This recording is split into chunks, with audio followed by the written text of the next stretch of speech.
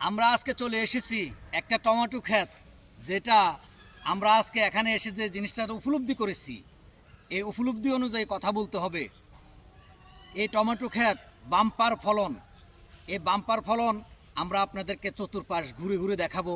প্রত্যেকটা টমেটো গাছের কি পরিমাণ টমেটো ধরেছে এবং কি পরিমাণ এর থেকে ফল আসা যায়। আমি আমার কৃষক বন্ধুর সাথে কথা বলেছি, তিনি বলেছেন প্রত্যেকটা জোড়া থেকে, প্রত্যেক একটা গাছের জোড়া থেকে 20 কেজি করে কমপক্ষে টমেটো পাওয়া যাবে।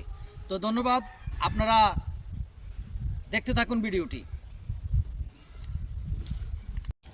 দেখতে পাচ্ছেন এই যে টমেটোগুলো বাম্পার ফলন ভাই, এত সুন্দর চাষ হয়েছে এবং এত সুন্দরভাবে ফলনগুলো আসছে, দেখে চোখ জুড়িয়ে গেল। এই যে দেখেন প্রত্যেকটা গাছের আগা থেকে গোড়া পর্যন্ত ফুলে ফলে ভরপুর। তো আমরা কৃষকের কাছ থেকে জানতে পেরেছি মাটিগুলো খুব সুন্দর করে গুঁড়া করে মাটিতে পর্যাপ্ত পরিমাণ জৈব সার দিয়ে, তারপর টিএসপি, পটাশ, ইউরিয়া দেওয়ার পর গাছগুলো রোপণ করা হয়েছে। রোপণ করার পর এর মধ্যে আবার নিচে আরেকটা ওষুধ ব্যবহার করা হয়েছে আপনার, সেটাকে আমরা সালফার বলে থাকি। ওই সালফারটাও ব্যবহার করা হয়েছে যাতে শিকড় বর্ধক, শিকড়গুলো যাতে ভালোভাবে গজাতে পারে, নিচে যাতে কোনো মশা মানে বিশেষ করে পোকামাকড়গুলো যাতে না থাকে, সেজন্য এই কীটনাশকটা ব্যবহার করা হয়েছে।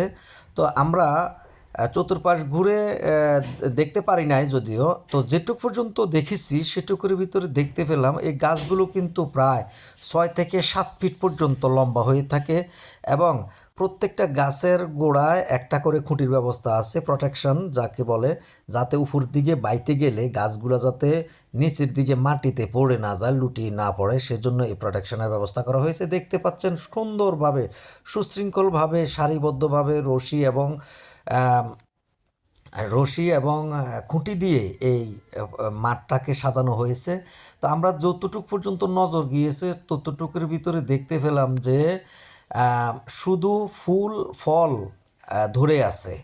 তো আমরা এই ভিডিওটি যতক্ষণ পর্যন্ত করেছি ততক্ষণ পর্যন্ত কিন্তু আমাদের কাছে খুবই ভালো লেগেছে এবং এই ভিডিওটি দেখে আমাদের মানে চোখ জুড়িয়ে গেছে, মানে এই ফসলগুলো দেখে।